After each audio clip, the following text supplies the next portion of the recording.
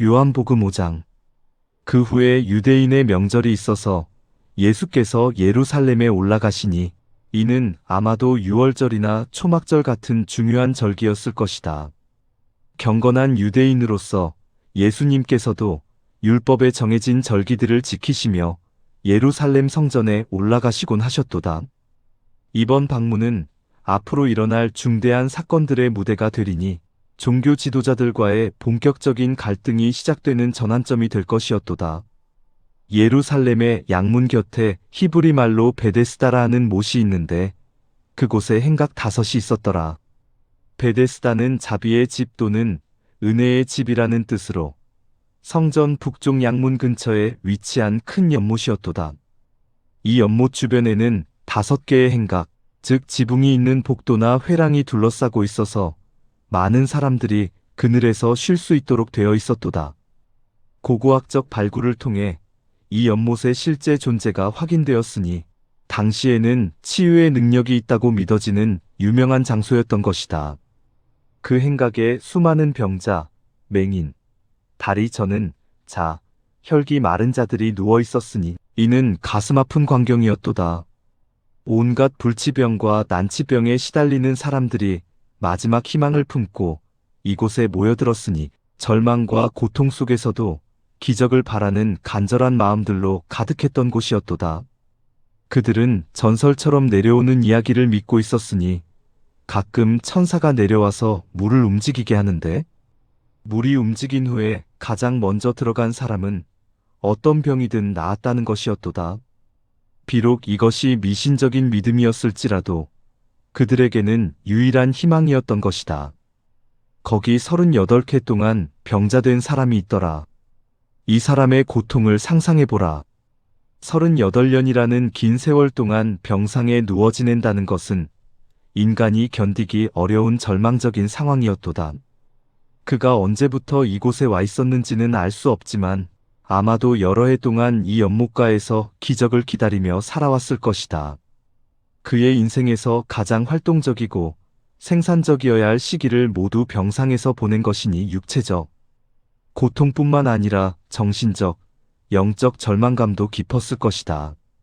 예수께서 그 누운 것을 보시고 병이 벌써 오래된 줄 아시고 이르시되 내가 낫고자 하느냐? 예수님께서 수많은 병자들 가운데서 특별히 이 사람을 주목하신 것은 우연이 아니었도다. 전지하신 하나님으로서 그의 오랜 고통과 절망을 다 아시고 긍휼히 여기셨던 것이다. 네가 낫고자 하느냐? 라는 질문은 단순해 보이지만 매우 깊은 의미가 있었으니 오랜 병고에 지친 사람이 정말로 치유에 대한 소망을 잃지 않았는지 그리고 나음을 받을 준비가 되어 있는지를 확인하시는 것이었도다. 병자가 대답하되 주여 물이 움직일 때 나를 못에 넣어줄 사람이 없어 내가 가는 동안에 다른 사람이 먼저 내려가나이다. 이 대답에는 깊은 절망과 외로움이 배어 있었도다. 38년간 그를 도와줄 가족이나 친구가 아무도 없었다는 것이니 육체적 병고보다 더 아픈 것은 인간적인 외로움과 소외감이었을 것이다. 그는 자신이 항상 다른 사람들보다 느리고 약하다고 체념하고 있었으며 경쟁에서 밀려나는 것이 당연하다고 생각하고 있었도다. 그의 마음은 이미 체념과 절망에 사로잡혀 있었던 것이다. 예수께서 이르시되 일어나 내 자리를 들고 걸어가라 하시니 그 사람이 곧 나아서 자리를 들고 걸어가니라. 예수님의 말씀에는 창조의 능력이 있었도다. 그 어떤 조건이나 준비 과정도 필요하지 않았으며 단지 말씀 한마디로 38년간의 질병이 순간에 치유되었던 것이다. 일어나는 명령은 죽은 것과 같던 그의 삶에 새로운 생명을 불어넣는 것이었고 자리를 들고라는 것은 이제 더 이상 그 자리에 의존하지 말라는 뜻이었으며 걸어가라는 것은 새로운 삶을 시작하라는 의미였도다. 이날은 안식일이더라. 이것이 앞으로 일어날 논란의 핵심이었도다. 유대인들은 안식일 규정을 매우 엄격하게 지켰는데 특히 짐을 나르는 것을 금했기 때문에 침상을 들고 다니는 것은 명백한 안식일 위반으로 여겨졌던 것이다. 예수님께서 이날을 택해서 치유하신 것은 우연이 아니었으니 안식일의 참된 의미에 대해 가르치시려는 목적이 있었던 것이다. 그러므로 유대인들이 병 나은 사람에게 이르되 안식일인데 네가 자리를 들고 가는 것이 옳지 아니하니라. 종교 지도자들이 38년 만에 일어선 기적적인 치유보다는 안식일 규정 위반에 더 관심을 보인 것은 참으로 안타까운 일이었도다. 그들의 종교는 형식과 규례에만 매여 있어서 하나님의 자비와 능력을 알아보지 못했던 것이다. 대답하되 나를 낫게 한 그가 자리를 들고 걸어가라 하더라. 치유받은 사람은 자신을 고쳐주신 분의 말씀에 순종한 것뿐이라고 대답하였도다. 저희가 묻되 너더러 자리를 들고 걸어가라 한 사람이 누구냐 하되 고침을 받은 사람은 그가 누구인지 알지 못하였으니 이는 예수께서 무리가 그곳에 있으므로 이미 피하셨음이라. 예수님께서 군중 속으로 사라지신 것은 아직 때가 이르지 않았기 때문이었도다. 자신을 드러내어 종교 지도자들과 정면 충돌하기보다는 조용히 물러나셔서 더 많은 사람들을 도우시려 하셨던 것이다. 그 후에 예수께서 성전에서 그 사람을 만나 이르시되 보라 네가 나았으니 더 죄를 범치 말라 더 심한 것이 내게 생길까 하노라. 예수님께서 그를 다시 찾아가신 것은 육체의 치유보다 더 중요한 영적 치유를 위해서였도다. 모든 질병이 죄 때문은 아니지만 이 사람의 경우에는 죄와 관련이 있었던 것 같다. 예수님께서는 그에게 진정한 구원은 죄 사함에 있으며 계속 죄를 범하면 육체의 질병보다 더 심한 영적 재앙이 올 수 있다고 경고하셨던 것이다. 그 사람이 유대인들에게 가서 자기를 고친 이는 예수라 하니라. 치유받은 사람이 예수님의 이름을 밝힌 것이 단순한 감사의 표현이었는지 아니면 자신을 보호하기 위한 것이었는지는 분명하지 않다. 그러나 결과적으로 이것은 종교 지도자들이 예수님을 더욱 적대시하는 계기가 되었도다. 그러므로 안식일에 이러한 일을 행하심으로 유대인들이 예수를 핍박하게 되었더니 예수께서 저희에게 이르시되 내 아버지께서 이제까지 일하시니 나도 일한다 하시매 예수님의 이 말씀은 폭탄선언이었도다. 하나님을 내 아버지라고 부르시며 자신도 아버지처럼 안식일에도 일한다고 하신 것은 자신이 하나님과 동등한 존재임을 주장하신 것이었기 때문이다. 하나님께서는 천지창조 후에 안식하셨지만 세상을 보존하시고 다스리시는 일은 계속하고 계시니 예수님도 그와 같은 신적 사역을 하신다는 의미였도다. 유대인들이 이를 인하여 더욱 예수를 죽이고자 하니 이는 안식일만 범할 뿐 아니라 하나님을 자기의 친아버지라 하여 자기를 하나님과 동등으로 삼으심이러라. 종교 지도자들이 예수님을 죽이려 한 이유가 분명해졌도다. 단순한 안식일 위반이 아니라 신성 모독죄, 즉 자신을 하나님과 같다고 주장하는 것으로 받아들였기 때문이었다. 그들에게는 이것이 사형에 해당하는 중죄였던 것이다. 그러므로 예수께서 저희에게 이르시되 내가 진실로 진실로 너희에게 이르노니 아들이 아버지의 하시는 일을 보지 않고는 아무것도 스스로 할 수 없나니 아버지께서 행하시는 그것을 아들도 그와 같이 행하느니라. 예수님께서는 자신의 신성을 부인하지 않으시면서도 아버지와의 관계를 명확히 설명하셨도다. 아들로서 아버지께 완전히 순종하며 독립적으로 행하지 않고 아버지께서 하시는 일을 그대로 행한다고 하셨던 것이다. 이는 삼위일체의 신비를 보여주는 말씀으로 본질에서는 동등하지만 경륜에서는 질서가 있다는 것을 나타내었도다. 아버지께서 아들을 사랑하사 자기의 행하시는 것을 다 아들에게 보이시고 또 그보다 더 큰 일을 보이사 너희로 기이히 여기게 하시리라. 아버지와 아들 사이의 사랑의 관계가 모든 사역의 기초라고 하셨도다. 사랑하시기 때문에 아버지께서는 자신의 모든 계획과 사역을 아들에게 보여주시며 앞으로는 더욱 놀라운 일들을 행하실 것이라고 약속하셨도다. 아버지께서 죽은 자들을 일으켜 살리심같이 아들도 자기의 원하는 자들을 살리느니라. 이는 예수님께서 죽은 자를 살리는 권능을 가지고 계심을 선언하신 것이었도다. 죽음을 정복하는 능력은 오직 하나님께만 있는 것인데 아들도 그와 같은 권능을 가지고 있다고 하신 것은 자신의 신성을 더욱 분명히 드러내신 것이었도다. 아버지께서 아무도 심판하지 아니하시고 심판을 다 아들에게 맡기셨으니 이는 모든 사람으로 아버지를 공경하는 것 같이 아들을 공경하게 하려 하심이라. 심판의 권세도 아들에게 위임되었다고 하셨도다. 이는 예수님이 재림하실 때 온 세상을 심판하실 것을 가리키는 말씀이었다. 그리고 그 목적은 모든 사람이 아버지를 공경하듯이 아들도 동일하게 공경하도록 하려 하심이라고 하셨도다. 아들을 공경치 아니하는 자는 그를 보내신 아버지를 공경치 아니하느니라.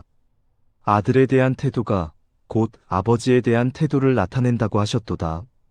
예수님을 거부하는 것은 곧 하나님을 거부하는 것이며 예수님을 공경하지 않는 것은 하나님을 공경하지 않는 것과 같다는 엄중한 선언이었도다. 내가 진실로 진실로 너희에게 이르노니 내 말을 듣고 또 나 보내신 이를 믿는 자는 영생을 얻었고 심판에 이르지 아니하나니 사망에서 생명으로 옮겼느니라. 이는 구원에 관한 가장 명확한 선언 중 하나였도다. 예수님의 말씀을 듣고 그를 보내신 하나님을 믿는 자는 이미 영생을 얻었으며 심판을 받지 않고 사망에서 생명으로 옮겨졌다고 하셨도다. 이는 현재적 구원을 말씀하신 것으로 믿는 순간 이미 구원이 완성된다는 놀라운 복음이었도다. 진실로 진실로 너희에게 이르노니 죽은 자들이 하나님의 아들의 음성을 들을 때가 오나니 곧 이때라 듣는 자는 살아나리라. 이는 영적으로 죽은 자들이 예수님의 음성을 듣고 영적 생명을 얻는 현재적 부활을 말씀하신 것이었도다. 복음의 말씀이 전파될 때마다 영적으로 죽었던 사람들이 살아나는 역사가 일어날 것이라고 예언하셨던 것이다. 아버지께서 자기 속에 생명이 있음같이 아들에게도 생명을 주어 그 속에 있게 하셨고 생명의 근원이신 아버지께서 아들에게도 그와 같은 생명을 주셨다고 하시니 이는 예수님께서 생명의 창조자이시며 생명의 주관자이심을 나타내는 말씀이었도다. 또 인자됨을 인하여 심판하는 권세를 주셨느니라. 예수님이 인간의 몸을 입고 오셨기 때문에 인간을 심판할 자격을 가지게 되셨다는 의미였도다. 같은 인간의 처지를 경험하셨기에 공정하고 자비로운 심판을 하실 수 있다는 것이었도다. 이를 기이히 여기지 말라. 무덤 속에 있는 자가 다 그의 음성을 들을 때가 오나니 선한 일을 행한 자는 생명의 부활로 악한 일을 행한 자는 심판의 부활로 나오리라. 이는 마지막 날에 있을 육체의 부활을 말씀하신 것이었도다. 모든 죽은 자들이 예수님의 음성을 듣고 무덤에서 나올 것이나 그들의 생전 행위에 따라 생명의 부활과 심판의 부활로 나뉠 것이라고 하셨도다. 나는 아무것도 스스로 할 수 없노라 듣는 대로 심판하며 나의 심판은 의로우니 나는 나의 원대로 하려 하지 않고 나를 보내신 이의 원대로 하려 함이로라. 예수님께서 자신의 겸손과 순종을 강조하셨도다. 비록 하나님과 동등한 권능을 가지고 계시지만 성육신하신 아들로서는 항상 아버지의 뜻에 순종한다고 하셨던 것이다. 내가 만일 나를 위하여 증거하면 내 증거는 참되지 아니하되 예수님께서는 자신에 대한 증거의 객관성을 말씀하셨도다. 자신이 자신을 증거하는 것보다는 다른 이들의 증거가 더 설득력이 있다는 것이었다. 나를 위하여 증거하시는 이가 따로 있으니 나를 위하여 증거하시는 그 증거가 참인 줄 아노라. 하나님 아버지께서 친히 예수님을 증거하고 계시다는 말씀이었도다. 너희가 요한에게 사람을 보내매 요한이 진리에 대하여 증거하였느니라. 세례 요한의 증거를 언급하시며 그러나 나는 사람에게서 증거를 받지 아니하도라. 다만 내가 이 말을 하는 것은 너희로 구원을 받게 하려 함이로라. 인간의 증거보다 더 높은 차원의 증거가 있지만 사람들의 구원을 위해 이런 증거들을 언급하신다고 하셨도다. 요한은 켜서 비추는 등불이라 너희가 일시 그의 빛에 즐거워하기를 원하였거니와 세례 요한을 등불에 비유하시며 사람들이 잠시 그의 사역에 열광했지만 지속적이지 못했다고 하셨도다. 나에게는 요한의 증거보다 더 큰 증거가 있으니 아버지께서 내게 주사 이루게 하시는 역사, 곧 나의 하는 그 역사가 아버지께서 나를 보내신 것을 나를 위하여 증거하는 것이요. 예수님의 기적들과 사역들이 바로 하나님께서 그를 보내셨다는 가장 확실한 증거라고 하셨도다. 또한 나를 보내신 아버지께서 친히 나를 위하여 증거하셨느니라. 너희는 아무 때에도 그 음성을 듣지 못하였고 그 형상을 보지 못하였으며 하나님께서 직접 예수님을 증거하셨지만 그들은 영적으로 소경이 되어 하나님의 음성도 듣지 못하고 형상도 보지 못한다고 책망하셨도다. 그 말씀이 너희 속에 거하지 아니하니 이는 그의 보내신 자를 믿지 아니함이로라. 하나님의 말씀이 그들 마음에 거하지 않는 이유가 예수님을 믿지 않기 때문이라고 하셨도다. 너희가 성경에서 영생을 얻는 줄 생각하여 성경을 상고하거니와 이 성경이 곧 내게 대하여 증거하는 것이로라. 그들이 성경을 열심히 연구하면서도 정작 성경이 증거하는 메시아인 예수님은 믿지 않는 모순을 지적하셨도다. 그러나 너희는 영생을 얻기 위하여 내게 오기를 원하지 아니하는도다. 영생의 길이 바로 앞에 있는데도 그들이 거부하고 있다고 안타까워하셨도다. 나는 사람에게서 영광을 취하지 아니하노라. 예수님은 인간들의 칭찬이나 인정을 구하지 않으신다고 하셨도다. 오직 하나님을 사랑하는 것이 너희 속에 없음을 알았노라. 그들의 근본 문제는 하나님에 대한 진정한 사랑이 없다는 것이었도다. 나는 내 아버지의 이름으로 왔음에 너희가 나를 영접하지 아니하나. 만일 다른 사람이 자기 이름으로 오면 너희가 영접하리라. 하나님의 이름으로 온 진짜 메시아는 거부하면서 거짓 메시아들은 받아들일 것이라고 예언하셨도다. 너희가 서로 영광을 취하고 유일하신 하나님께로부터 오는 영광은 구하지 아니하니 어찌 나를 믿을 수 있느냐? 그들이 사람들의 인정과 칭찬에만 관심이 있고 하나님의 영광은 구하지 않기 때문에 참된 믿음을 가질 수 없다고 하셨도다. 내가 아버지 앞에서 너희를 송사하리라 생각지 말라. 너희를 송사하는 이가 있으니 곧 너희의 바라는 자 모세니라. 모세를 믿었더면 또 나를 믿었으리니 이는 그가 내게 대하여 기록하였음이라. 그러나 그의 글도 믿지 아니하거든 어찌 내 말을 믿겠느냐? 마지막으로 예수님께서는 그들이 가장 존경하는 모세가 오히려 그들을 고발할 것이라고 하셨도다. 모세의 글에 메시아에 대한 예언이 기록되어 있는데 그것도 믿지 않으면서 어떻게 예수님의 말씀을 믿을 수 있겠느냐며 그들의 불신을 책망하셨도다.